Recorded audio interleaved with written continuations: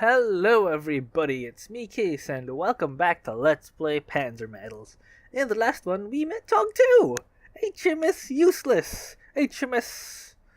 I call mine the Harbinger of the Apocalypse, but hey. Anyway, we met TOG 2 and she is in kind of a pickle. Anyway, let's see what happens next. Fine, just stop whining. I guess we are spending time with her. Anyway, it's better than spending the rest of my evening with the gunny anyway, I guess. Great, y'all best start right away. The kitchen's in the back. Get cracking. Aye, sir. Sure. God, I've been spending way too much time with the sergeant.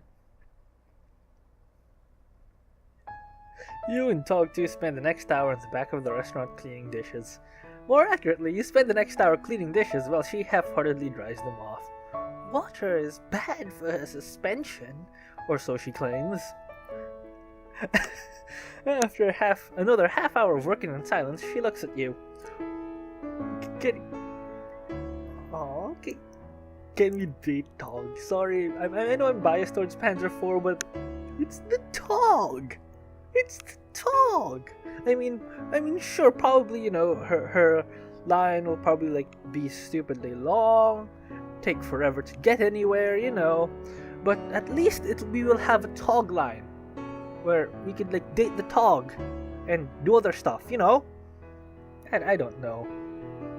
Anyway, I'm quite sorry for troubling you with this. If you have somewhere to be, I'm quite certain I can. It's fine, I'll stay. I like you, TOG. It's always a party when the TOG is around. Don't worry about it. I can tell you really don't fit in here with your white hair and pink eyes. I guess you're right. Anyway, I used to cook before the war, so this isn't anything new to me. Oh, Erwin used to be a chef. Oh really? Where was that, dear?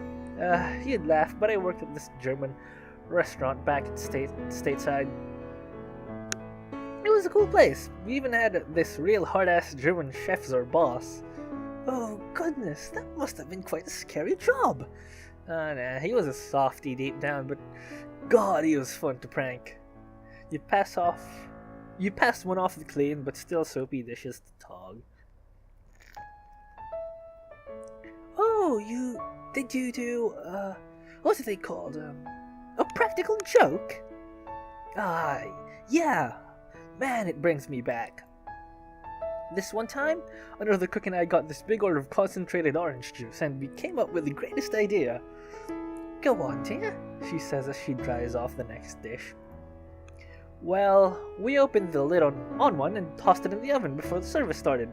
Say, 20 or so minutes later, the whole kitchen smells like burning oranges, and then the German chef came in. He looks around confused a bit, before checking the oven and pulls out the can. And I shit you not, he screams, "Who put the juice in the oven?" at the top of his lungs. Oh my word! She laughs and wipes a tear from her eye. Oh God, good times. So, what's got you out here? In Japan, that is. You pass another dish. Thanks, well, I was coming here for a school trip, but we got separated and I've been lost ever since. Lost? For how long? About 3 hours now, I'd say. That's a lot less dramatic than you made it sound. It's not my fault. They haven't come looking for me yet. I'm sure they will once, they notice I'm gone. I mean, it's not that hard to spot the TOG. Let's be honest. Yeah, a super heavy tank is hard to miss. Well, I'm sure they'll find you soon. A super heavy tank would be hard to miss. Insolence! Insolence! Do you tell every lady that you think she's super heavy? My word! Wait, no, I meant your designate. I will hear none of it! Sorry. I see manners weren't something left behind in the colonies. The shopkeeper enters. Oh, the shopkeeper enters the kitchen as you and TOG finish cleaning off another set of dishes. His sleeves are rolled up now, and you can see an intricate dragon tattoo covering the whole of his arms. Alright, you kids. Y'all done clean enough. Head out. He takes another drag from a cigarette. I guess I'll go. You got somewhere to stay, lady? Well, you see, it's my tour group. Tell them up that their hotel that TOG sent you. They'll set you up with a room. Jeez, why was that hard? Really? Thank you. Her eyes sparkle as she grins. I mean, that's acceptable. Yeah, whatever. Now, y'all scram. I got a meeting to get to. He walks back into the dining room and starts locking up. Well, you and TOG exit through the kitchen door in the back.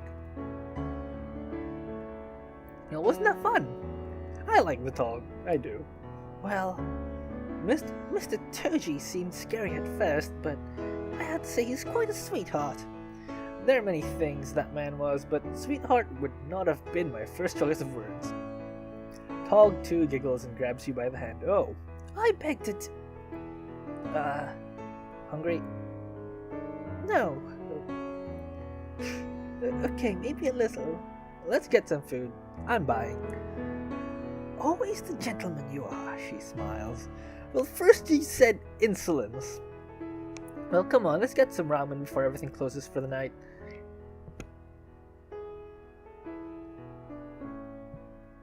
You and TOG 2 walk together further into town. Turning down a small side street, you reach a back alley ramen shop. How's this look? Probably dodgy. A bit, shall we say, East Endish for my tastes, but I won't complain. Much? She smirks. Well, let's eat.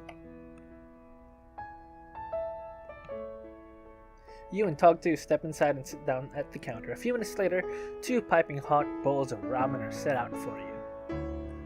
You and TOG 2 step inside and sit down at the counter. What? Okay, thought it was starting to loop. You know what they say. Oh, wait, never mind. You know what they say in Japan before you start to eat. TOG 2 is adjusting her chopsticks, spoon, and napkin to the proper places for formal table setting. You know, these places are basically the McDonald's of Japan. You don't. A lady always remembers her manners. Well, itadakimasu. TOG 2 spends the next few minutes adjusting her spoon, napkin. Oh, okay, I thought. Okay, after that, I keep on thinking it's gonna keep on repeating. TOG 2 spends the next few minutes adjusting her spoon and napkin, positioning down to a micrometer of perfection. There, perfect. Almost fit for a lunch with the king. King? Yeah. King George VI. I should have expected as much from a colonial. Good heavens, that wasn't what I meant. Erwin, that's a bit sensitive for the TOG.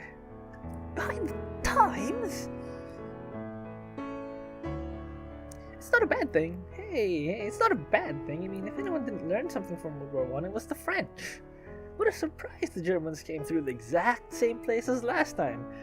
Good thing we built a giant line of fortresses everywhere but here, you say facetiously. Well, we Englishmen and dear American colonials saved them again, though, didn't we?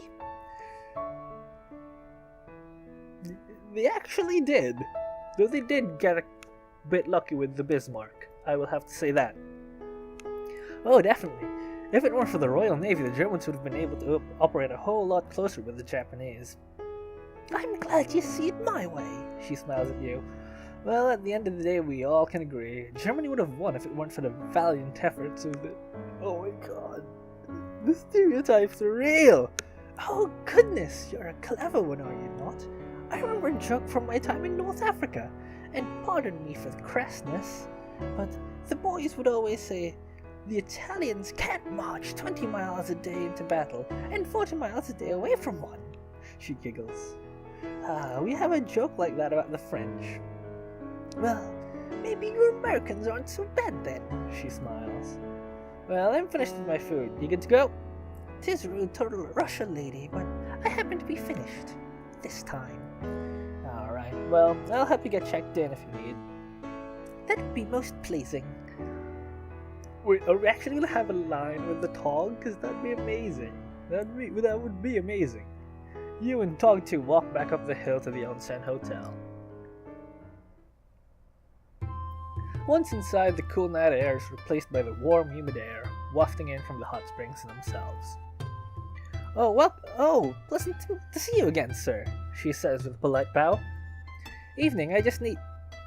Toji said you had a room for me? Toji? Yeah, big dude, tattoos in his arms. Toji, yeah, Gucci don't know, she says, flustered. Right this way, miss... Tog 2, but you can call me Tog, dear. Of course, Tog-sama. Right this way, Tog-sama, she says, bowing her head impertinently before scampering off down the hall. This service fit for the king himself, she says whimsically before following the receptionist. Come along, dear, she shouts after you. Jeez, I'm never gonna get any R&R here. You never will, Erwin. Also, I think doing that British accent is really making my voice go bad, considering that I'm looking at the timeline and my voice is not being very loud right now, but I was speaking on the last episode or something like that, so yeah. I am 100% professional here. After a few minutes of waiting for the Tog outside of her room, she reappears in her towel. What? Okay. Oh god. You know you're supposed to change in the springs. Well, Erwin... This place really does just look like a hotel to me. I mean, where are the springs? Well, it's more of a bathhouse, really. Japan has this weird thing for communal bathing. How decadent! Please tell me there is a ladies' quarter, she laughs. Yeah, it's right around there. Follow me. Erwin, I have a bad feeling about this. You lead Tog through the bathhouse over to the other side. It's very, shall we say, minimalist? It's a traditional Japanese hot spring. What were you expecting? A portrait of the Queen? A portrait of the Emperor? A portrait of Stalin? Well, I don't see why not. His Majesty's face brightens every wall. And I thought the English weren't the ones for patriotism. Always happy to surprise you. Well, nonetheless, why not the Japanese Emperor then? See, we think alike. Don't you think that's in poor taste? I don't see why not. Hirohito can't be all bad, dear. Please, don't say that out loud here. Oh, we Englishmen go far back with the Japanese. We're quite on good terms. One might even say we built the fleet that used to attack Pearl Harbor. I'm an American, remember? Oh, sore spot, of course. My apologies, dear. Well, I guess I should probably get over to my side. See you later, Tog. You too, dear. Well, that was nice. You head back to the men's side of the hot springs and quickly settle into a comfortable spot on the edge of the water. Is the gunny still there? No more than a few short moments later, you hear Tog shout from the other side of the gender dividing wall. Ah! Tog, are you alright? No answer. Jeez, I thought I was gonna get a chance to finally relax.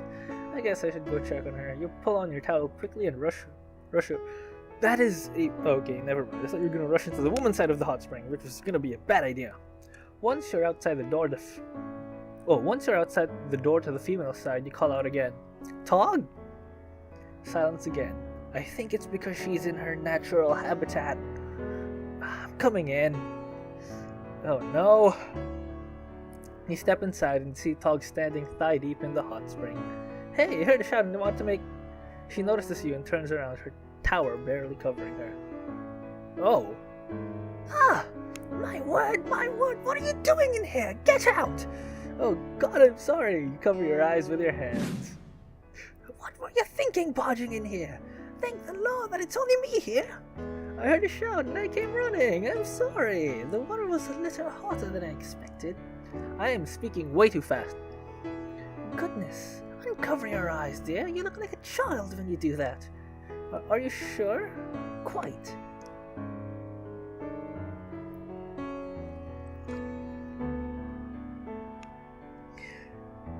You uncover your eyes and you see that she's holding up her towel across her ammo racks. "'Tis not you who has made a mistake today. No, 'tis not only you who has made a mistake today. I never properly thank you for your help. Why don't I show you a bit of English hospitality? Is that a bit like Southern hospitality? Damn! 'Tis not appropriate to swear in front of a lady. But I'll forgive you just this once." She giggles as he pulls you into the water with her. "Oh, Erwin! Erwin! Erwin! Now, dear, how about you show me a bit of that American fighting spirit?" Always happy to aid our English friends across the pond. Or across the hot spring in this case. "Erwin, what? You have a nice night in the onsen and in the,